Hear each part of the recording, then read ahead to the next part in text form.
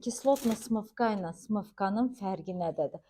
Kislotna smывka eləyəndə daha da yumşaq alınmışdı. Daha da saç sərt deyildi, yumşaqdı. Amma şeyə keçəndə biz smывkaya xanımın saçında yüngülvari quruma vəzədir. Düzdür, saçında açıqlıq var idi, zədəsi var. Daha da qurutdu, daha da elədi və xoşa gəlməz rəng altdan çıxdı. Ona görə kislotna smывkanı eləyəndə biz gərək elə bir eləməliyik ki, biz əgər açılmırsa da məsləhətdir, hardasa biz onu eləməliyik. Bir 4 dəfə, 5 dəfə baxır da saç nə qədər tündür.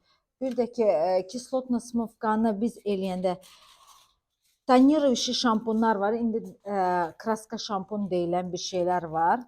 Çoxumuz indi ondan istifadə edirik və biz ondan istifadə eləyəndə bəzən deyirik şampundur da axıb gedəcək. Yox. Onun pigmenti daha da güclü olur. O daha da elə bil ki poralara girir və xanımın saçında belə deyim də plus keratin onu prestadir. Biz düzdür açdıq düzdür, amma indi baxıram pis deyil. Evdə biraz da düzəliş eləyib qəşəngdir. Özünə də yaraşır. Çox az vaxtımız var idi bizim. Kislotna smывkanı eləyəndə xanımın imunostoplaşma eləyəndə bu hissəsi daha da tündləşdi və bizə başa düşdük ki, onu bir də işləm vaxtımız az olduğuna görə biz ona smывka elədik. Yüngülvari smывka və fikir verdiniz ki, mən sizə deyirəm